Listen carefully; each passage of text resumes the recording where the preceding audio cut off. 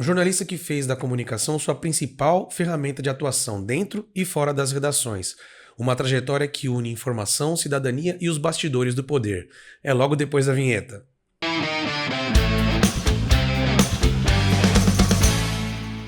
Uma trajetória construída dentro da comunicação, com passagens por redações, programas de TV e veículos regionais que registraram diferentes momentos da cidade.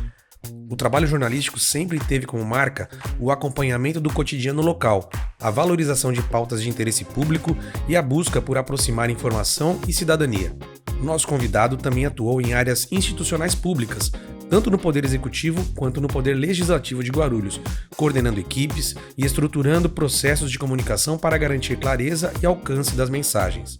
Em cada função exercida, mesmo quando decidiu seguir novos caminhos, como o da política partidária, manteve firme a convicção de que comunicar é um serviço público, capaz de transformar realidades e fortalecer a democracia. O jornalista Guto Tavares é o convidado de hoje no LupaCast. Salve, salve, minha gente amiga, sejam todos muito bem-vindos a mais um episódio do LupaCast, o podcast da Lupa com Comunicação, onde a gente traz jornalistas, comunicadores, gente que trabalha em redação, que trabalha em agências, pessoas que conhecem a comunicação e sabem a importância da comunicação para o seu negócio. É onde a gente vai comunicar com quem comunica. Antes da gente começar o bate-papo aqui com o Guto Tavares, eu queria lembrar você de seguir as redes sociais da Lupacom, as contas são essas que estão aparecendo aqui na sua tela, de você também se inscrever no canal da Lupacom no YouTube e no Spotify, que é por onde a gente transmite o LupaCast, acionar o sininho de notificações para ficar sabendo toda vez que tiver um novo vídeo no ar, uma novidade, e mandar sua crítica, mandar sua sugestão de pauta, sua opinião é sempre muito importante para todos nós, tá ok? Gutenberg Mendes, agora eu tô te apresentando que nem o nosso colega Rabi Kalil, né? Kalil. Gutenberg Mendes Tavares. Guto Tavares, é um prazer te receber aqui. Paulo, um prazer estar aqui podendo bater esse papo com você, com a sua audiência, poder falar um pouquinho também dessa ocupação que é tão nobre, que é a ocupação do jornalista e, de maneira geral, do comunicador, né? Então, é uma alegria. Eu que já trabalhei contigo lá atrás, né? O Paulo é uma daquelas pessoas que, ainda na época do Metro News, da Folha Metropolitana, me deu oportunidade e, graças a Deus, através dali também eu pude progredir profissionalmente e a vida seguiu outros caminhos, mas o importante é para onde a gente passa a deixar as portas abertas e poder ter essa oportunidade de estar falando contigo aqui. Exato, é uma honra para a gente receber você aqui. Eu queria começar nosso bate-papo falando sobre o início de tudo, né? Você é um cara que começou a trabalhar muito cedo, né? Você trabalhou na feira, você trabalhou como empacotador de mercado, foi motoboy. Como e quando... E olha onde eu vim parar. E olha onde você foi parar, hein? Ai, meu Deus. Como e quando o jornalismo entrou na tua vida? Olha, o jornalismo ele entra na minha vida no dia 1º de maio de 1994, se eu não me engano, que foi o ano da morte do Ayrton Senna. É isso precisamente, né? Na frente da minha casa, no Jardim Paraíso, na rua Taquarituba, tinha um campinho. E eu adorava futebol de várzea, aquele campinho de terra, e também adorava a Fórmula 1. O Brasil parava naquela época por conta da Fórmula 1 do Ayrton Senna. E aí eu ficava descia para ver um pouquinho da corrida na TV em casa, subia para ver o futebol na frente de casa no campinho. Ficava indo e voltando, indo e voltando. Numa dessas minhas idas para lá ver a corrida, tive a notícia do acidente, estava passando na televisão e tal. E aí eu até me arrepiei, com aquilo me arrepio até hoje. Eu tinha 9 anos de idade, nem 9 tinha completo. Eu subi correndo pro campinho e meio que querendo parar o jogo. Pessoal, aconteceu um acidente, o Ayrton Senna parece que tá mal, não sei, eu não tinha muita noção do que é morto. Sim. Não, tal. Mas o Ayrton Senna acho que não vai resistir. Aí ficava indo lá, pegava informação e o pessoal parou pra prestar atenção. Mas Ayrton Senna morreu, não sei o que, bateu. E a galera, não os que estavam jogando, né? Mas o pessoal que tava ali no banco, a torcida ficava, mas o que aconteceu, moleque? Não tinha celular pro cara já bater ali e olhar. Aí eu descia lá pra ver as informações. Eu assistia 10 minutos o Galvão Bueno dando as informações, ia lá pro campo. Aconteceu isso, pessoal, infelizmente, parece, o helicóptero foi levar ele, hein? Então ali, eu fui perceber isso depois, né? Eu não assimilei na época a questão do jornalismo, mas eu assimilei a comunicação. Então acho que a minha lembrança depois, quando eu fui parar, como é que eu fui escolher jornalismo? Eu associei a isso, socialmente falando, psicologicamente falando, porque depois eu consegui uma bolsa na faculdade em 2008 para fazer um nível superior, pelo ProUni. E eu não sabia o que ia fazer. Cheguei lá, tinha opção de economia, tinha jornalismo, tinha direito, tinha diversas opções. E eu olhei aquelas opções, eu vou fazer jornalismo. Mas assim, nunca pensei nisso, nunca pensei de verdade. E é um lapso de tempo grande, né? Eu nunca havia 94, pensado. 2008. Eu nunca havia pensado nem em fazer um curso superior, muito menos jornalismo. Tá. É que aconteceu a oportunidade, a Socorro, que era minha madrinha de crisma, casada com meu primo até hoje. Ela que me falou, Guto, você não faz um curso superior, você vai estudar, vai ser melhor para sua vida. Eu topei, fui lá, fiz o Enem e consegui a bolsa. E aí foi lá que eu escolhi o jornalismo. Mas depois, de onde veio isso? Eu associei a esse momento. Que legal. E como é que foi na faculdade? Como é que foi o curso para você? Quais são as lembranças, os insights que o teu período no acadêmico traz para você, para sua vida até hoje? Foi um tempo de muito aprendizado, óbvio, aquele ambiente da universidade, mas também de muita dificuldade. Por quê? Eu trabalhava como desde cedo. E eu precisava, eu trabalhava aqui na cidade ainda no primeiro ano como numa transportadora. Eu era auxiliar de expedição numa transportadora. E aí eu trabalhava nessa transportadora das 8 até as 5h30. 5h30 eu subia na moto e ia para Vila Mariana, que eu estudei na FAPCOM, Faculdade Paula de Tecnologia e Comunicação. Aliás, excelente faculdade. Ela é mantida em verbas do Vaticano. Ela não é muito famosa, mas assim, é só de comunicação, agora tem curso de filosofia lá. Então era essa rotina. Trabalhava de manhã até 5, 6 horas, pegava a moto e ia para Vila Mariana e saía de lá 11 horas. Chegava em casa meia-noite, todo dia. Aí teve uma época que eu consegui um emprego ainda em Itaquá. E aí ficou mais difícil ainda, porque você tinha que atravessar. Eu gosto de moto, mas dava um medo, pegar Marginal, Ayrton Senna e tal. Sim. Mas assim, o ambiente escolar ele foi fundamental. Tem alguns professores que eu não esqueço jamais, professores catedráticos. Como uma das minhas qualidades não é a memória, né? Ao contrário, eu lembro aqui do Pedro Notário, que tinha uma memória assim gigantesca. Um professor que eu nunca esqueço é o Domingos Amanha. Mas eu lembro dele na faculdade. Os professores do ensino básico, eu nem lembro quase de nenhum. Mas o Domingos Amanha é um professor catedrático excelente, é uma pessoa que me ensinou muito. E eu chamo atenção para as correções que eu precisei fazer até na faculdade. Porque eu vim de um ensino médio, escola pública, muito deficitário, como é até hoje. Sim. E aí eu cheguei na faculdade, Paulo, com dificuldade de usar crase. Né? Então, assim, tive que fazer todo um trabalho ali com alguns professores, de receber essa galera, dar o básico para a gente para poder escrever. Mas a faculdade ajudou a transformar. A faculdade, ela foi quando eu passei a ter uma convivência social, inclusive política com a cidade, para desenrolar o caminho que eu segui. A faculdade de educação, de fato, ajudou a transformar a vida. É algo fantástico. Inclusive, eu voltei a estudar agora. Estou fazendo uma pós-graduação na Fundação São Paulo de Sociologia, a FECESP-SP, e justamente por esse sentimento de estar numa sala de aula. Então, estou lá toda terça e quinta fazendo mídia, sociedade e política, para ver se a gente consegue decifrar essas novas tecnologias de comunicação e também esse momento político doido que a gente vive. E comecei a trabalhar muito cedo, viu, cara? Ainda no primeiro ano de faculdade, 2008, eu lembro que... Olha que loucura, rapidão aqui. E aí já começou a bater a veia política na faculdade. Foi ali também que começou. Foi na faculdade que começou? Eu nunca tinha pensado em política antes, nem em jornalismo. Mas ali começou. E aí eu tive professores que tinham ligação com a Luísa Cordeiro, que era vereadora em Guarulhos. Sim. E esses professores viam o meu perfil e falaram, Guto, você gosta, vai lá em Guarulhos, procura a Luísa Cordeiro. E eu realmente fiz uma articulação, eu sou da cidade, fui bater na Câmara. Quem é a Luísa Cordeiro? E ela estava no gabinete dela. O Auriel me levou lá. E aí a Luísa achou que eu estava indo procurar emprego. Eu falei, Luísa, eu sou aluno do professor Rovilson, lá de São Paulo. Ele falou, venha conhecer a Luísa. Ô Guto, prazer te conhecer, mas eu não estou precisando no momento, mas espera aí. Ela ligou em Itaquá. Oscar, tem um menino aqui, ele é estudante lá do Rovilson. Você não está precisando de um jornalista aí, um estagiário? Ele estava precisando. Eu larguei a moto, fui trabalhar no outro dia, comecei lá e ficava mandando... Atirou no que viu, acertou no que não viu. E aí foi ali que já comecei a trabalhar ainda no primeiro semestre da faculdade. Ainda no primeiro semestre de faculdade, foi. Estudando ainda. Só um adendo, o professor Domingos que você citou, é esse que aparece no seu vídeo de apresentação? Sim, o Domingos Amanha, Domingos catedrático. Legal. Você sabe que eu tenho uma tatuagem do Che Guevara, né? Aqui.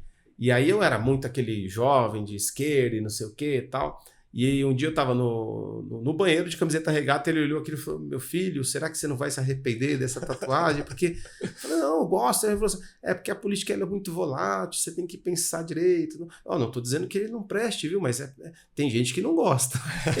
Não que eu tenha me arrependido, eu não me arrependi e tal, mas talvez eu tivesse não feito, não que eu faria também o contrário. Mas ficou essa lembrança dele aqui. Isso foi que ano que ele falou pra você? 2008. 2008, você vê como que ele era visionário, porque hoje com essa polarização, essa coisa de você tomar uma posição te rotula muito fácil, exatamente. né? Eu tive recentemente numa palestra do Leandro Carnal e ele falou exatamente isso. Ele falou assim, ó, guarde as suas convicções para você, no máximo que você puder. Tanto políticas quanto religiosas, né, como esportivas, porque a gente tá no mundo polarizado demais, né? Você fala que é A, o cara que é o B não vai comprar de você, não vai gostar de você, ou vai te tratar mal. Então tome cuidado com isso. O professor foi visionário. E como é que você já falou que você começou na carreira muito cedo, ainda estudando, né, na área de comunicação. E como que você começou na mídia local, na mídia de Guarulhos, fora a comunicação política, nas redações? Como é que começou a sua carreira? Então, eu já vinha tentando antes mesmo de conseguir esse estágio lá com o vereador Oscar Cabreira, lá de Itaquá, que só durou 4 meses, vai. Só durou 4 meses. Eu já vinha tentando, de alguma forma, me aproximar da imprensa da cidade. Como? Aquela época tinha muito forte na cidade o Diário de Guarulhos. Sim. E o Diário tinha uma seção que é Cartas do Leitor. Tá. E aí eu lembro que eu lia muito a coluna Diz que Diz, da Renata, à época. E quase todo dia eu mandava um e-mail comentando, porque essa seção era publicada, né? Carta do leitor, ou era comentários do leitor, ele era mandado por e-mail. Tá. Então eu via uma notícia do jornal e comentava, mandava e-mail, via uma notícia, não tinha uma rede social forte, era por e-mail. E ficava mandando, e de vez em quando saía alguma coisa, algum comentário, eu ficava contente, feliz, recortava aquilo, ó, saiu o meu texto aqui no jornal, não sei o quê. Aí, e nesse meu tempo eu já estava sendo estagiário lá, mas já fazia a mesma coisa. Minha vivência era política, era da cidade. Eu fui estritamente, não era política ali, era fazer algum tipo de comunicação de imprensa realmente para aquele vereador, Oscar Cabreira. E aí, um determinado dia, o Paulo Carneiro me liga. Meu telefone toca, não conhecia o número, porque no e-mail você tinha que colocar o seu contato. E, tudo bem, eu sou o Paulo Carneiro, sou aqui, eu era diretor, gerente da redação do Diário de Guarulhos, queria conversar com você. O que você faz? Eu falei, eu sou estudante de jornalismo. Ah, legal, vem aqui. Fui lá conversar com ele. Indo conversar com ele na redação do Diário de Guarulhos, ele viu o perfil e tal, a gente tá precisando de vamos fazer uma experiência, quer vir trabalhar com a gente? Eu não sabia que você tinha passado por lá. Não pensei 2 vezes. Não lembrava. Falei, Oscar, obrigado pela oportunidade, não vou poder continuar. A questão salarial nem lembro da época, mas acho que talvez era a mesma coisa, ou um pouquinho menos, porque era estágio, ou só igualou. Mas eu vou estar na minha cidade, fazendo o que eu gosto e tal. Larguei lá a Câmara Municipal de Itaquá e vim trabalhar no Diário de Guarulhos. Ali como estagiário, começando bem cru, a Luciene me acolheu muito bem. Sim, a Luciene é uma grande professora. Cara, eu lembro que foi o primeiro terno que eu comprei, assim. Nossa, eu comprei não, ganhei do meu primo, nem cabia, ficava feio pra caramba em mim.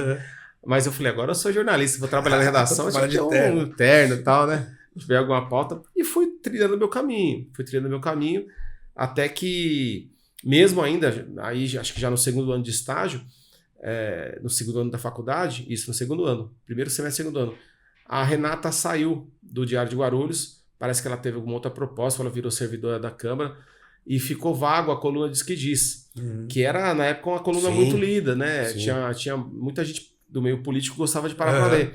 E, cara, confiaram em mim. Eu já queria cobrir a Câmara, eu já gostava daquilo, eu escrevia de um monte de coisa, mas eu queria escrever de política. E aí eu assumi a coluna Diz que Diz e fiquei super contente ali, foi o começo. Que bacana. E quanto tempo depois dessa sua passagem pelo Diário de Guarulhos, que eu não lembrava, eu passei pelo Diário de Guarulhos um pouco antes, em 2007. Quanto tempo depois a gente se encontrou na redação da Folha Metropolitana e do Metro News? Cara, aí, nessa trajetória profissional, ela passou... Eu fiquei aproximadamente 1 ano ali no Diário de Guarulhos, na redação. E aí eu falo, eu sou uma pessoa muito híbrida, né? Tô um tempo no jornalismo, depois na política. Embora esse próximo passo profissional não foi político totalmente, mas foi ainda de jornalismo. Aí a Luísa Cordeiro, eu comecei a escrever muito, o pessoal começou a, esse menino tem alguma possibilidade, tem algum talento. E a Luísa me chamou lá no gabinete e falou, Guto, eu queria que você fosse meu assessor de imprensa. Eu falei, putz, cara, né? Já estava um ano consolidado, estava gostando do que eu estava fazendo, mas é um pedido da Luísa, uma pessoa que eu gostava muito. Uma coluna e aí, que era respeitada. Então, cara, mas aí eu já tinha aquela veia política, eu falei, pô, cocei a cabeça e aceitei. fui na redação do Diário de Guarulhos, falei, recebi uma proposta, vou trabalhar lá na Câmara, tudo. E, de fato, comecei a trabalhar como assessor de imprensa da Luísa Cordeiro, isso final de 2009. Final do quarto semestre de jornalismo. E trabalhei com a Luísa até 2012, quando ela, na assessoria de imprensa dela, quando ela não foi reeleita. E aí eu fazia lá jornal para ela, fazia relação com a imprensa, né? Tinha boas relações. Acabei daí também, para não ficar fora do jornalismo completo, fui trabalhar das 7 às 9 da manhã, das 7 às 8 da manhã no Radar de Notícias. Então eu ia para fazer ali o primeiro DP, chegava lá às 6 horas da manhã de moto. Nesse tempo... Você chegou a trabalhar na viatura Vigorito? Não, eu não peguei, nessa época eu já não tinha, eu ia com a minha moto mesmo. Aí ia fazer aquelas questões de setorização política, o que aconteceu de madrugada na cidade, né? E aí aí depois que eu saí a Luísa não venceu a eleição, foi 2012, ela não foi reeleita. E aí foi quando, em 2013, eu fui trabalhar na Folha Metropolitana. Metronews foi quando a gente se encontrou lá. E aí, de fato, acho que ali, o lugar onde eu mais exerci o jornalismo mesmo, foi na Folha Metropolitana e Metronews, porque era uma equipe totalmente técnica e jornalística. Não tinha uma questão política como tinha, por exemplo, no Radar. Radar tinha uma questão ainda política, embora eu não participasse de nada. Eu era um repórter de rua. Mas a gente sabe que o perfil do Radar sempre foi um perfil de o protagonismo, o principal público, as pessoas que gostam de política. O próprio Pedro e o Arnone tinha essa relação política com prefeitos, vereadores e tudo. Lá na Luísa Cordeiro, é uma vereadora, era assessor de imprensa, mas tem uma questão política. Oscar Cabreiro é a mesma coisa. Os dois lugares que eu mais exerci jornalismo foi na Folha Metropolitana e Metronews, e no primeiro lugar que eu trabalhei, que eu esqueci o nome, mas era um jornal de bairro lá da Vila Mariana. Que legal. Que eu, sei lá, eu passei, tava precisando e fiz os 2, 3 jornais com eles lá. Mas a Folha, o Metronews, a revista que a gente fez... Sustentabilidade. Isso, então ali foi o momento que de fato mais a gente exerceu o jornalismo. Dia desses eu recebi aqui o nosso colega Alessandro da Mata. Sim. Ele foi, assim, porque a Folha Metropolitana, ela fazia uma edição, todo jornal da cidade sempre fez uma edição especial pro 8 de dezembro, que é o aniversário de Guarulhos. E todo ano era a mesma coisa, né? Era um jornalão, muitas páginas, muitas matérias sobre a história da cidade, evolução e tudo mais, muitos anúncios publicitários, que era uma edição com uma tiragem alta. Né? E naquele ano a gente quis fazer um projeto diferente, a gente fez uma revista, chamada Revista Essencial Sustentabilidade, falando de Guarulhos sobre esse prisma da sustentabilidade. O Alessandro da Mata foi o editor e você estava na equipe, né? Foi. Eu fiquei contente pra caramba, porque... poxa, um projeto grandioso. Sim. Era um momento que, tipo assim, até com a não eleição da Luísa, era um momento que eu falei, eu não pensava de jeito nenhum em questão política eleitoral. Eu falei, poxa, é um trabalho de fato de exercer o jornalismo, né? Então eu fiquei contente porque a gente pôde escrever um perfilzinho lá para colocar na revista. Eu tenho até hoje essa revista em casa, é uma daquelas coisas que eu guardo com muito carinho lá Mas mesmo os tempos que também eu estava fora de redação, eu sempre que tinha oportunidade escrevia para... Enfim, artigos. Na parte do jornalismo que eu mais gostei de fazer, o que eu gosto de fazer é escrever. Embora hoje a gente saiba que é uma área que tem menos visibilidade, tem menos até valor, né? Porque as pessoas leem cada vez mais o que, às vezes, um videozinho que você faz na rede social, 1 milhão de pessoas vê, seja sério ou não. É importante. É a maneira como está sendo consumida a notícia hoje. É a realidade, né? Um vídeo curto, engraçado, ou sério que seja, mas... Você vê o que o Felca fez, né? Sim, trabalho jornalístico, que significa? Mas a maneira que ele apresentou foi diferente. Exatamente, né? E o que isso rendeu? Rendeu lei no Senado e tudo, e sancionada pelo presidente da República. Mas, mesmo naquela época e hoje, o encanto do jornalismo para mim está na escrita, está em escrever, tá essa habilidade de buscar as palavras ali e colocar. Legal. Você falou sobre o início da sua passagem pelo Radar de Notícias, né, fazendo aquelas entradas com notícias policiais e tudo mais. Eu queria que você falasse um pouco mais sobre essa tua passagem por lá, porque foi uma passagem muito marcante, né? Você ficou bastante tempo lá. E também para a gente falar sobre a tua relação com o nosso colega Pedro Notaro, o saudoso Pedro Notaro, com quem também eu mantive uma relação muito amistosa durante muito tempo. Eu cheguei a fazer a Viatura Vigorito, não sei se eu já falei sobre isso, mas muito pouco. Muito pouco. Eu não conseguia me dedicar 100%. Eu falei, Pedro, obrigado pela oportunidade, mas eu preciso estar 100%, senão eu não consigo e tal, e sair. Mas a gente sempre teve uma relação muito boa. Eu queria que você falasse um pouco disso, um pouco da tua relação com ele. E também que você pudesse falar algo que você ainda não falou sobre um momento tão delicado que foi a morte dele, e você ser o primeiro cara a ter que assumir esse papel tão difícil de assumir uma bancada tão marcante como é a bancada comandada por ele?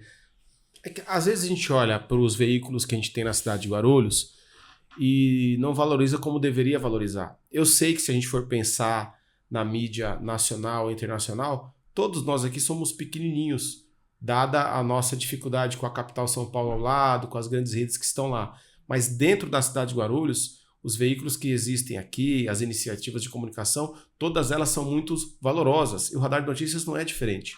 Então, o Pedro, a minha relação com ele e com o Radar, é uma relação de muita simbiosidade, de muita harmonia, porque bateu em todos os aspectos, tanto do ponto de vista técnico, porque há que existir a prática do jornalismo, respeito à ética e todos os seus preceitos, mas no nosso caso sempre houve aquela questão política também, aquela veia política existente, né? Uhum. Então o Pedro, na verdade, foi uma grande escola, né? Uma escola de comunicação e também uma escola política, porque eu pude aprender os dois ali, não só com o Pedro, claro, né? Eu também fiz o jornalismo nos sindicatos da cidade. Eu trabalhei, prestei serviço muitos e muitos anos para sindicatos gráficos, para outras entidades sindicais com as quais eu tive boa relação profissional e hoje eu tenho relação política, mas foi eu digo que a minha trajetória jornalística, de comunicação e até mesmo política, ela é forjada em sindicato, ela é forjada em redação, ela é forjada também em pessoas como o Pedro Notaro. Eu lembro até hoje, uma das lições que eu aprendi por erro até na comunicação, duas até que você me mandou esses dias a gente conversando, que aprendizados, né? Eu estava numa pauta com o Pedro na redação e eu na rua, e eu estava ali, hoje eu sei, no viaduto de Cumbica, e isso era 6h30, 6h40, era para falar de trânsito, como é que estava o trânsito, tudo. Bom dia, Pedro Notaro, Arnone, colegas do estúdio. Eu estou aqui na ponte de Cumbica. Ele, calma aí, Guto. Você sabe a diferença entre ponte e viaduto? Eu falei, não. Eu falei, mas eu não sei, eu não sabia. Aí ele falou, ponte passa sobre o rio, viaduto sobre rodovia. Como eu ia dizendo, estou aqui no viaduto da cidade de Guarulhos e tal. Eu nunca esqueci. Isso tudo ao vivo. Isso ao vivo. Nunca esqueci essa lição e sempre foi muito carinhoso, assim. E também falava o que precisava falar, muito sincero também. E eu tenho muita gratidão, muito respeito pelo Pedro Notaro. Inclusive, teve uma outra que eu aprendi com a Mônica Kikuchi. Eu sempre escrevia Alckmin com um I lá, com um monte de I e tal. Aí eu insistindo, brigando uma vez com ela que eu estava certo, ela me mostrou que eu não estava. Uhum. Nunca mais esqueci como escreve Alckmin na vida. Ficou marcado. E aí veio toda essa tragédia, né? Porque, de fato... eu fiquei um tempão lá com o Pedro, de manhã, das 7 às 8 e tal. Aí o tempo passou, eu fui fazer outras coisas, me afastei um tempo, voltei depois aí para estar mais ali na bancada. E a gente estava dividindo, eu ia 1 ou 2 vezes por semana, né, apresentando, trazendo pautas e tudo. E aí teve infelizmente, essa tragédia, nessa morte precoce em setembro de 2023. E o Pedro nos deixa, e aí a família se reuniu, né? Obviamente, primeiro eles, depois a gente se reuniu como um grupo, como equipe, e houveram algumas possibilidades, e a família decidiu, né, por dar, e o grupo, né, as pessoas que trabalhavam ali, a Carla e os demais, o Rafa, não, vamos, Guto, você aceita? Eu falei, eu aceito, mas eu também, ao mesmo tempo que eu fui muito sincero, falei, por Deus, jamais queria que isso acontecesse, jamais.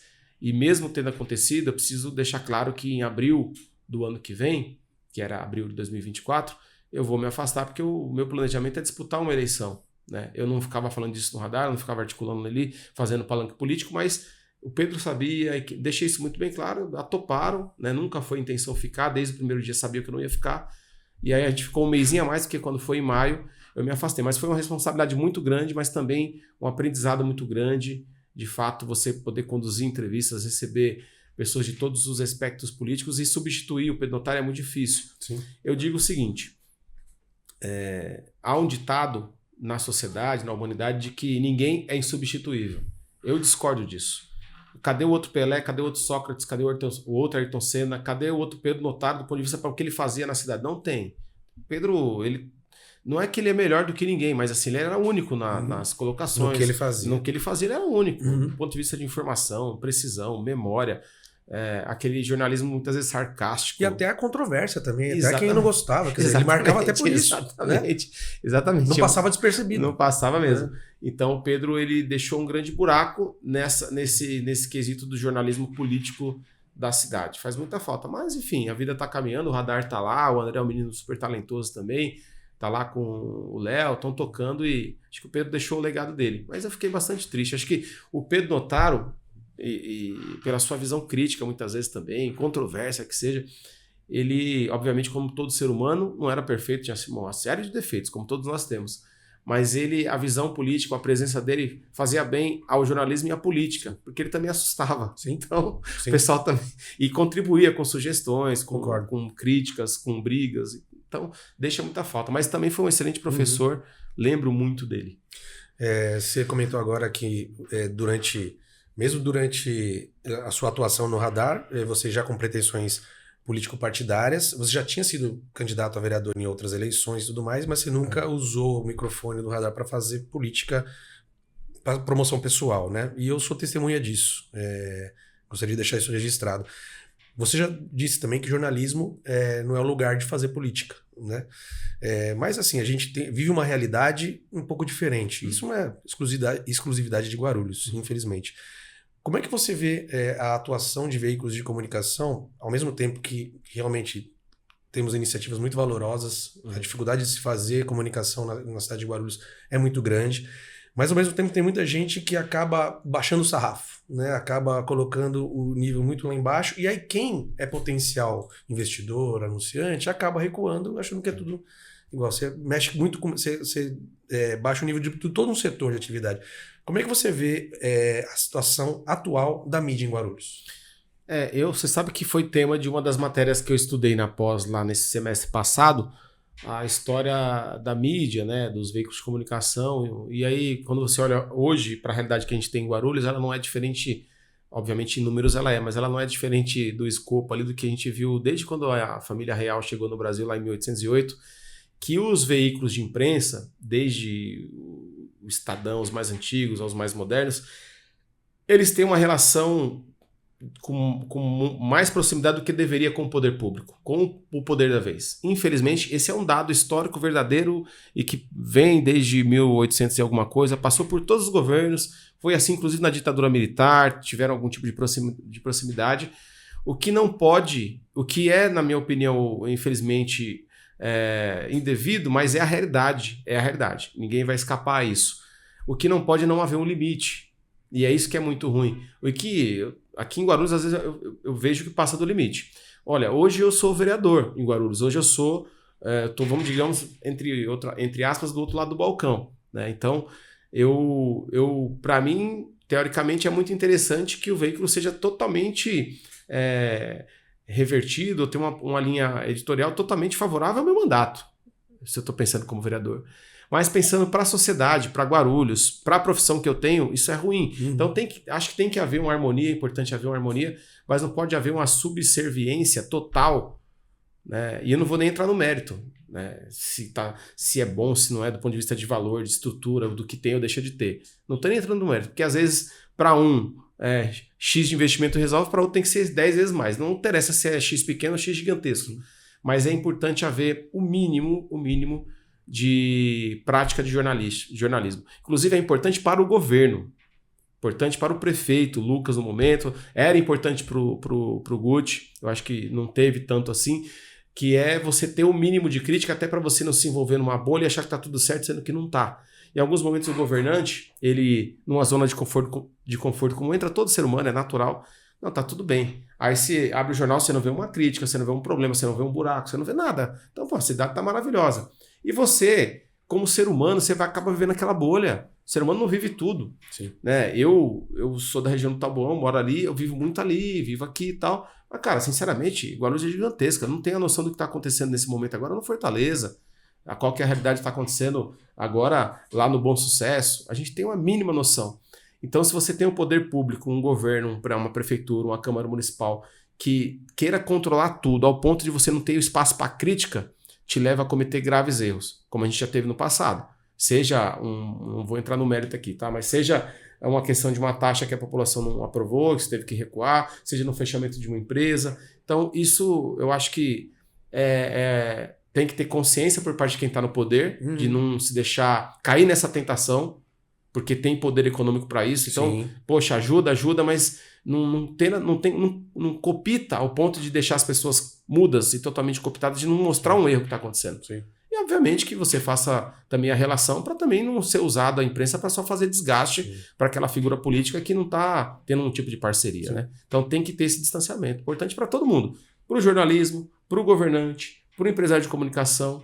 Porque a gente reclama muito. Paulo, poxa, o empresário de Guarulhos não investe. Eu também acho ruim quando eu vejo a Sil, por exemplo, patrocinando o Palmeiras e não patrocinando você aqui, não patrocinando o Radar, não patrocinando o Portal Cidade de Guarulhos e tantos outros. Eu acho, como é que pode? O cara põe um pouquinho aqui, não precisa ser tanto que nem lá. Sim. É ruim. Mas o que você acabou de falar, cada um tem a sua realidade. Mas o que a gente está fazendo também para isso? Então, se você se entrega demais, aqui em Guarulhos é Várzea, eu vou para São Paulo. Então, tem que buscar esse equilíbrio. E lá na Câmara, por exemplo, eu sou um vereador de primeiro mandato, tenho um perfil de atuação, não sou uma pessoa que tem muita habilidade nas questões comerciais e empresariais da cidade, muitas relações, esse não é meu forte. Mas eu procuro ter uma atuação de pelo menos fazer a defesa do social e política do jornalismo, dos colegas que muitas vezes são criticados indevidamente ou até mesmo, entre aspas, assim, atacados. É a contribuição que eu procuro dar para fortalecer e valorizar a atuação do jornalismo. Porque não existe democracia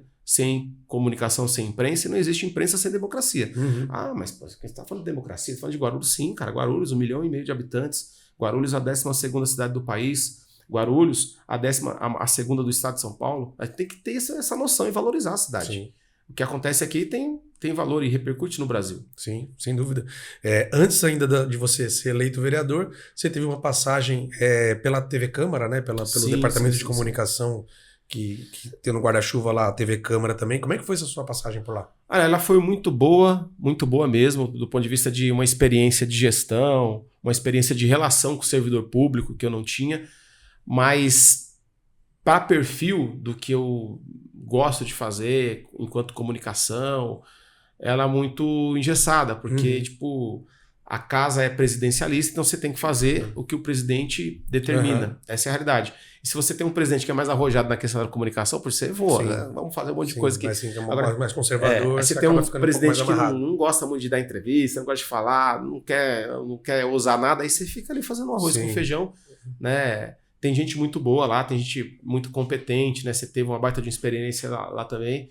Eu acho que tem todo o potencial para crescer muito ali. Foi uma boa experiência, mas digamos que foi uma experiência muito mais administrativa, de gestão, do que de comunicação mesmo. Sim. Muito mais na parte de administração do fazer jornalístico mesmo, né?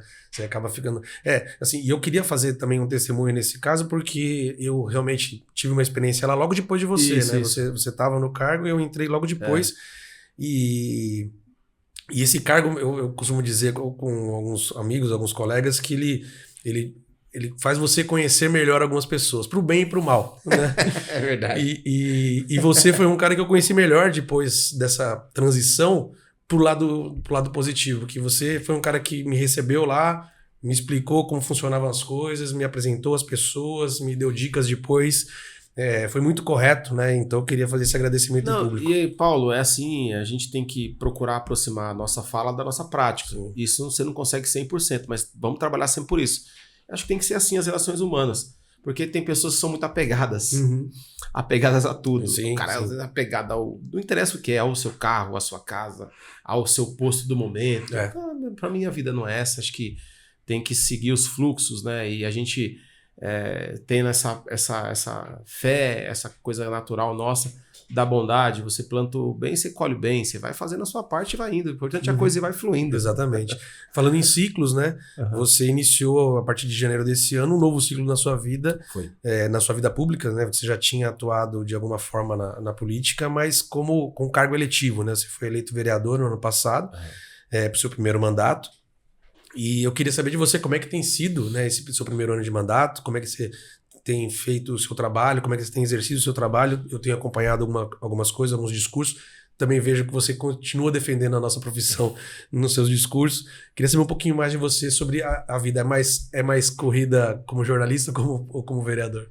É mais corrida como jornalista, perdão, como vereador. É mais corrida como vereador, porém, quem é jornalista, quem já trabalhou em redação, a gente meio que vai ficando calejado também, porque você trabalha muitas vezes final de semana, você trabalha até tarde, às vezes você não está na sua mente, mas acontece uma pauta de emergência, você tem que ir para cobrir.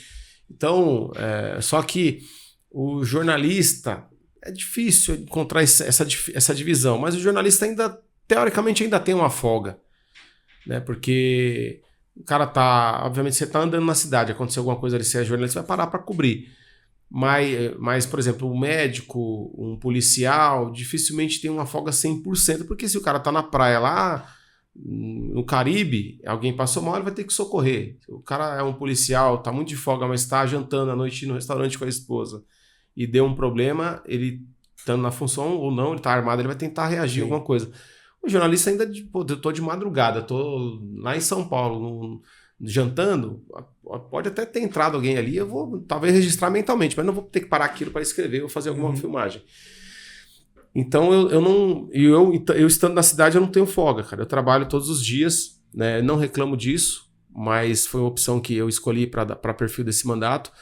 Eu senti uma certa limitação, porque às vezes a gente está fora, acha que entrando consegue resolver as coisas com muito mais facilidade e tem diversas travas burocráticas, políticas, que você tem dificuldade de tornar o mandato mais eficiente. Ou seja, eu trabalho demais, trabalho bastante. Eu falo, até brinco, né? As pessoas que me deram um voto não vão se arrepender nem vão se envergonhar, porque eu vou trabalhar e trabalho todos os dias para honrar isso. Mas a minha maior dificuldade é tornar o mandato mais eficiente. Agora, eficiente do ponto de vista da entrega. Sim. Mas considerando o quê? Que depende de outros fatores, né? Considerando o quê? Nem é bem essa a função do vereador. A função do vereador, de fato, é fiscalizar o prefeito, apresentar projetos de lei, debater os projetos de lei e fazer indicações, discursos e debater. Sim. Nessa parte eu estou indo super bem, eu debato o que precisa debater, a gente apresenta projeto de lei, algumas fiscalizações tem feito, a nossa limitação ela fica menor porque faz parte da base do prefeito, então você não a política é a escolha, não adianta você estar na base, agora eu vou fiscalizar tudo, arrumar problema, é uma escolha. Ruim por um lado, mas bom por outro, mas a minha angústia de entregar, ela me deixa preocupado por o mandato ser mais eficiente, mas tenho boa relação com os secretários, especialmente aqueles que são secretários de entrega, que é obra, SAR, e algumas coisinhas tem que ser os buracos que a gente pede para tapar, tá tapando. Então estamos caminhando, cara. Mas assim, tem sido uma experiência muito boa e gratificante, porque eu lutei muito por isso, eu me dediquei muito por isso, e obviamente que não sozinho, né, com algumas pessoas que contribuíram para isso acontecer. E chegando ao final do mandato, Paulo, daqui a 3 anos, a gente ter conseguido, primeiro, eu acho que é uma obrigação básica, passar ileso aos vícios que a política tem, né? E isso a gente tem ido muito bem. A gente ter conseguido contribuir para um governo entregar uma cidade um pouco melhor nas questões, mesmo que as mais básicas da cidade, que é você ter uma cidade com uma zeladoria melhor, sem tanto buraco, você conseguir avançar um pouquinho na educação, você conseguir avançar um pouquinho na saúde, já terei feito a minha parte. Legal. Guto, assim, o podcast é sobre comunicação, a gente tá falando um pouco de política, eu queria falar só uma das bandeiras que você tem defendido, que é a questão do pedágio, do free flow na Dutra, assim que termina a obra da agora movida antes do CCR, né? Eu queria falar só sobre esse tema por conta do nosso tempo que é curto, certo. Mas eu queria saber de você o seguinte, ainda há tempo de fazer esse tipo de mudança, sendo que a assinatura da concessão já foi feita lá atrás, o tempo de discussão sobre quais seriam as condições da concessão já foram discutidas? Sim, Paulo, há tempo, e eu vou explicar, pelo menos na minha visão, por que eu acho que é esse tempo. Primeiro, algumas pessoas perguntam, Guto, poxa, é difícil te entender como vereador, cara, porque qual que é a sua pauta? Porque você não é o Guto da educação, não é o Guto do esporte, não é o Guto do meio ambiente, não é o Guto das mulheres, não é o Guto só do pedágio. Eu falo assim, eu sou um vereador pelo PDT e eu considero que eu sou vereador de causas. A causa é importante para a sociedade, eu estou ali para fazer a defesa, o debate ou o combate. No caso do pedágio, estamos falando de combate. Esse pedágio ele foi promovido e autorizado na licitação de renovação da concessão da rodovia Presidente Dutra em 2022. Era um outro governo, era um outro presidente, eram outros secretários. E aí fala, então é culpa do ex-prefeito, do ex-presidente. Tem responsabilidade. A partir daí que é assinado o contrato, ele passa a ser implementado numa nova administração, que é o atual governo. Eu entendo que quando há um contrato você tem que cumprir. Mas não quer dizer que um contrato, como em tudo na vida, não possa haver alguns exageros que precisam ser corrigidos, debatidos.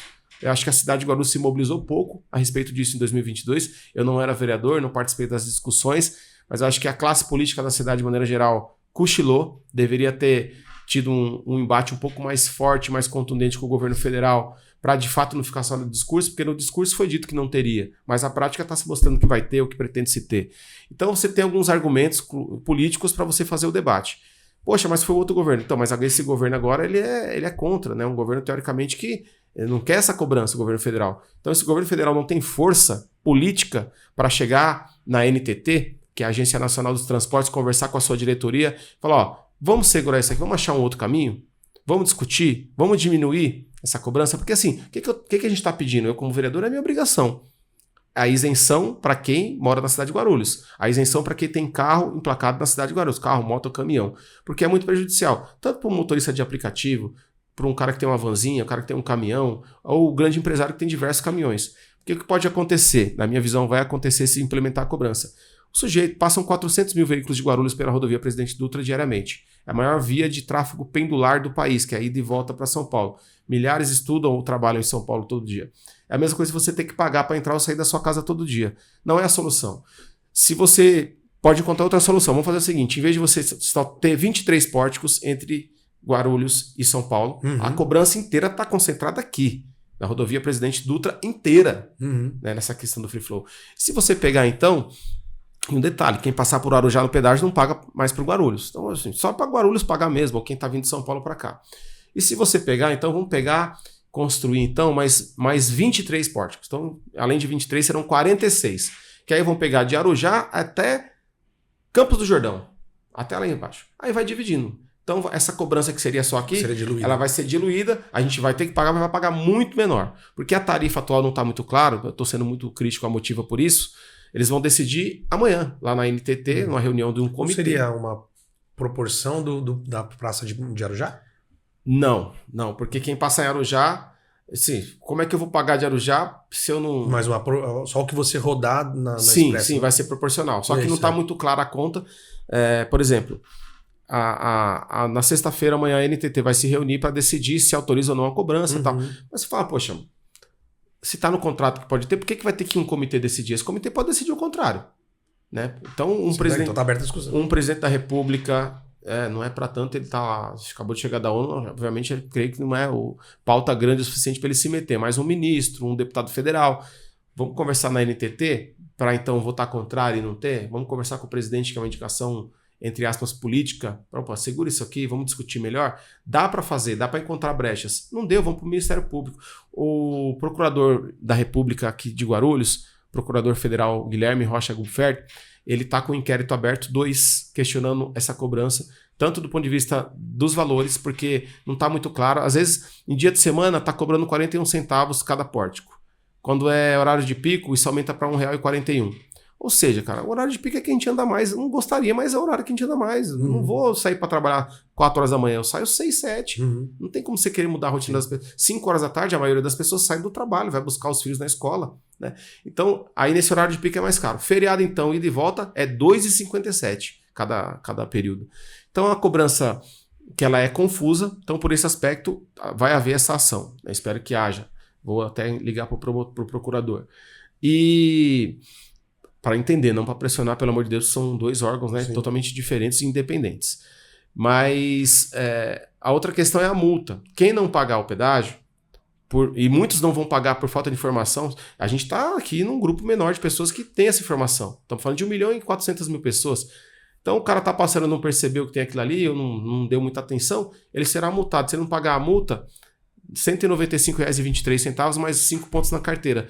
Na Rio Santos... foi implementado um sistema como esse, mais de 1 milhão de multas no espaço de um ano. 1 milhão de pessoas que perderam sua carteira de habilitação. Olha a cadeia que isso gera depois de prejuízo e tudo para todo mundo. Inclusive tem uma ação no Senado Federal tentando reverter essas multas, enfim, perdoar essas multas. Então, esse próprio inquérito também vai pedir que seja isenta a cobrança de multa por uma questão de direito até do consumidor. Como é que você vai pagar algo que você não é cobrado? É pedágio, mas cadê a cancela? Aí a Motiva diz o seguinte, não é pedágio, é uma tarifa de controle de tráfego. Poxa, mas assim, esse é um conceito que vem dos Estados Unidos e da Europa, Paulo. É um conceito que existe lá para você desafogar o trânsito e estimular as pessoas a usarem o transporte público. Porém, lá tem transporte público. Se a gente tivesse um metrô, um trem margeando a rodovia Presidente Dutra, coloca R$5 a taxa, que ajuda a diminuir a poluição do meio ambiente, tudo. Mas não é o caso. Então, assim, é difícil. O contrato tá lá, foi assinado, tem essas brechas dentro da política. A política faz o que quer, cara. A política, quando quer fazer, faz e resolve. Ah, mas não dá para fazer. Dá, se quiser, se a gente tiver capacidade, não só minha de vereador, mas da Câmara Municipal, se articular com os deputados podem apresentar um projeto de lei, uma lei federal, impedindo, por exemplo, o free flow. Ah, mas e o contrato? O contrato, meu irmão, o Congresso decidiu, o contrato nessa parte não será cumprido. Então é tudo uma questão de vontade política, dá para fazer, assim, o mínimo que eu espero, o mínimo, ou até o máximo, na verdade é o máximo. Cara, dá isenção para quem tem carro, pelo menos um veículo emplacado na cidade.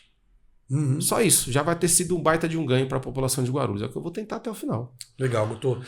Guto, aqui no LupaCast a gente tem um trecho que a gente faz, os 3 toques da LupaCom, são as mesmas 3 perguntas que eu faço para todo convidado. Certo. Você até antecipou alguma coisa, não sei se você vai ter mais algum exemplo para essa pergunta. Tá. Um erro de comunicação que te ensinou muito. Olha, de fato, essa lição que eu tive lá com o Pedro foi a passagem mais marcante do ponto de vista, porque juntou muita coisa, né? Foi uma correção ao vivo, foi uma correção que parecia pesada, mas que eu entendi como algo paternal. Então nunca mais vou esquecer que ponte é o que passa sobre o rio, viaduto sobre rodovia. Mas eu acho que um erro que já foi cometido, e aí nada muito específico, mas é você não revisitar, não rever quando você escreve. Acho que básico para quem vai fazer comunicação, para quem escreve, é você reler o seu conteúdo, revisar 1, 2, 3 vezes e você pedir, inclusive, se é uma redação, ajuda para um outro colega, para o seu chefe, para poder fazer essas correções. Legal. Um conteúdo que todo comunicador precisa consumir. Eu vou falar para você que é música, viu? Porque, por exemplo, eu gosto de escrever. Eu acho que é inspiração. Você escreve bem quando você lê, né? Então vamos ler cada vez mais, vamos ler. E cada um na sua, mas eu adoro ler o livro físico mesmo. Então é fazer leituras e escutar, é buscar o que te inspira, vamos dizer assim, né? Mas um conteúdo que, no meu caso, eu consumo muito é música o tempo todo e aí você começa a prestar atenção nas letras, você fala, o que esse cara pensou, muita poesia isso, e você leva para o seu conteúdo que você for escrever e te inspira o que você vai falar, o que você vai perguntar também, é muito legal. Uma dica de ouro para quem está começando na profissão? Eu acho que é ousadia, tem que ter determinação, e assim, falo por experiência própria, a primeira oportunidade mesmo como jornalista foi porque eu ficava enchendo o saco lá da direção de redação, mandando comentário das notícias, que eu concordo, que eu não concordo, que eu acho que está certo, que está errado, e enchendo o saco, até que, deixa eu chamar esse cara, o que esse cara quer? Quem que é esse louco que fica falando aqui? E alguém te chama. E hoje, a comunicação, ela é muito surpreendente, ela é muito... poxa, isso aqui não vai dar nada, deu 10 visualizações, você pega o gancho certo, deu 100 mil. Então tem que ser ousado. Quem vai fazer comunicação tem que ser ousado e inconformado. Inconformismo não quer dizer só o político, no meu caso foi, mas o inconformismo com qualquer coisa que você acha que está errada ou certa, com a questão ambiental, com o trânsito da cidade, que eu não aceito esse trânsito. Então sejam ousados quem está começando. Boa. E pra gente encerrar, a gente finaliza sempre com ping-pong, são perguntas curtas, respostas curtas. Eu vou te começando agora aqui com um livro que te transformou. Sagarana, de Guimarães Rosa. Embora 100 Anos de Solidão também seja um livro assim fantástico que eu li e adorei. Mas Sagarana, porque assim, eu nunca, na adolescência, na juventude, nunca tive o hábito muito de ler. E foi, acho que, o primeiro livro que eu fui ler mesmo, assim, peguei para sentar e ler. E eu lembro que eu li ele ainda muito cru, no ensino médio, e eu não lembrava das histórias, minha memória é péssima, mas eu lembrava da sensação de ler aquele livro. E aí eu já li esse livro 3 vezes. Depois, na faculdade, eu li de novo, li recentemente de novo, e aí fui entendendo toda a narrativa que o Guimarães Rosa coloca ali, né, naquele livro, né? Sensacional, mas eu não posso deixar... Ele tem um trecho lá que ele fala assim, né? Ele usa o termo rapaziar. Então a gente, vamos brincar, fazer a resenha. Ele fala, hoje nós vamos rapaziar. E outra que eu nunca esqueço, ele tá tendo um diálogo, né, um boi com outro boi lá, que ele narra isso, os animais, e falando de uma criança. Falei, essa criança aí sabe das coisas. Esse aí chorou na barriga da mãe. E quem chora na barriga da mãe nasce sabendo das coisas. Sabe de que lado vem o vento e escuta o capim crescer. Hoje é sabido, esse aí sabe demais. É o que é o nome desse livro. E o 100 anos de Solidão de Guimarães Rosa também é uma obra-prima. E Ensaio sobre a Cegueira, posso esquecer de José Saramago. Boa. São 3 obras-primas para mim. Muito bom. Um conselho que você nunca esqueceu. Poxa, eu nunca esqueci de um conselho. E aí não é nem mesmo um conselho palavreado, mas de postura, de comportamento do meu pai. Meu pai faleceu em 2020, dia 16 de junho. E meu pai tinha muito com ele um negócio que ele nunca me pediu para ter, mas que era humildade, simplicidade, né? Não é você ser besta, mas você não... Sabe, cara, isso te deixa desprendido das coisas, assim. Não é que você é bobo, você não dá valor às suas coisas, mas... Poxa, pelo que vale a pena você brigar, se indispor com outras pessoas? Eu, sinceramente, se eu pede para colocar no caderno 10 coisas pelas quais vale a pena você matar ou morrer, cara, poxa, se você achar 1 ou 2, acho que vai ser muito, né? Então, acho que a experiência que eu tenho de conselho não foi um conselho contado, porque meu pai não sabia falar direito. Foi exemplificando. Foi exemplificando, foi no caminho da vida. Uma matéria que você fez e que você nunca esqueceu. Eu fiz uma matéria para o Metro News, que depois eu tive até que ir na delegacia por conta disso, de um caso de exploração sexual de menor lá na Praça Roosevelt. Eu tava passando, né, para ir para uma outra pauta, e, cara, vi meninas muito novas, assim, ali expostas, e aí eu comecei a ficar por ali, observar, e de fato a gente chegou no hotel, a polícia chegou lá, acontecia esse fato. Eu acho que ali eu não acompanhei a vida pessoal dessas pessoas, mas eu acho que a gente contribuiu naquele momento para encerrar algo que eu acho que é o pior erro, a pior falha que um ser humano pode cometer na vida, que é tirar a inocência de uma criança. Em qualquer aspecto, seja sexual, violento, psicológico. Acho que a parte mais santa, a parte mais importante da vida de todos nós, inclusive a nossa, é a nossa infância. Quando você tem uma infância preservada, você cresce e se torna um adulto saudável. Então, ali eu senti que ajudei a transformar alguma coisa. Legal. O que é mais difícil? É que agora sempre são outros, mas o que é mais difícil? Era fechar um jornal no prazo certo, dentro do deadline, ou aprovar um projeto de lei? Poxa, gente, o mais prazeroso era o jornal. O mais difícil é um projeto de lei, porque no deadline todo mundo tem vontade de fazer, por mais que você tá com algum problema, um outro colega te ajuda e tal. Na Câmara é mais difícil, porque nem todo mundo concorda. Uns porque não concordam com o mérito, outros porque não quer que você aprove, porque esse cara vai crescer muito. Sim. E tal. Então é isso. Entendi. Um personagem de Guarulhos que você adoraria entrevistar de novo? Poxa, velho. Ou que adoraria entrevistar pela primeira vez? Por exemplo, eu entrevistei, uma pessoa que eu gostei sempre de entrevistar, o próprio Eloy Pietá. Eu gosto do Eloy, eu tenho até dificuldade de entrevistá-lo. Às vezes eu era muito duro, porque eu falava que eu gosto desse cara, eu não vou ficar só aqui puxando o saco dele. Então eu batia, eu brigava. Vocês não vão fazer uma meia-culpa por conta da corrupção do PT? Ele, não, porque não teve corrupção, que não tem que fazer meia-culpa, ele não é mais do PT hoje, mas eu tinha essa cautela de às vezes pegar mais duro com ele. Mas... deixa eu ver, cara, que faz tempo que eu não entrevisto ninguém, tô até... Martelo. Pronto, o Martelo, mas não na posição de vereador hoje, que aí, né, sim, é meio que colega. Sim. Mas foi muito bom entrevistar ele, porque ele xingou todo mundo. Falou o que queria falar, e xingou o Cabeça na época do PDT, e depois, de alguma forma escavou até sua própria expulsão do partido depois. Sim. Mas é uma figura que ele fala que tá na mente ali. O Martelo é um grande personagem. Se você tivesse que escolher uma manchete para resumir sua trajetória até aqui, qual seria?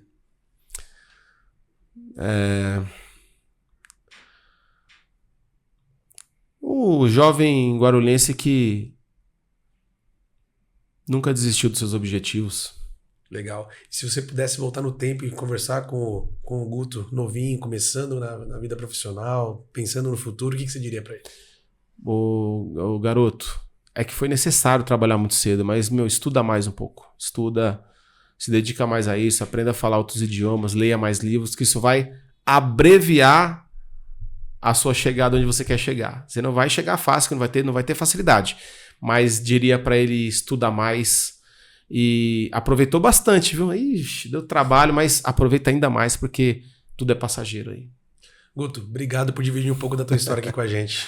Valeu, Paulão. Obrigado a você. Sempre um prazer, uma alegria. Muito sucesso aqui no projeto que vocês têm, que é gostoso estar aqui. Acho que a cidade de Guarulhos precisa de ter representatividade da comunicação, serviços tão bem feitos, tão bem tecnicamente feitos, como vocês fazem aqui. Legal, obrigado. Foi um prazer te receber. Valeu, mais Paulão. uma vez. Tamo junto. Obrigado a você também que nos assistiu. Obrigado ao Rafael que está aqui comandando a nave. Lembrar você de seguir as redes sociais da Lupacom. As redes são essas que estão aparecendo aqui na sua tela. Lembrar você de se inscrever no canal da Lupacom no YouTube e no Spotify, que é para onde a gente transmite o LupaCast. Acionar o sininho de notificações para receber toda vez um aviso quando tiver uma novidade aqui no ar. E também dá um like no vídeo, compartilhe com os amigos, com os familiares, mande sua sugestão de pauta. Crítica também, se tiver, não tem problema, pode mandar. Sua opinião é sempre muito importante para todos nós. Porque release a gente até lê, mas papo bom sobre comunicação é aqui. Um abraço e até a próxima.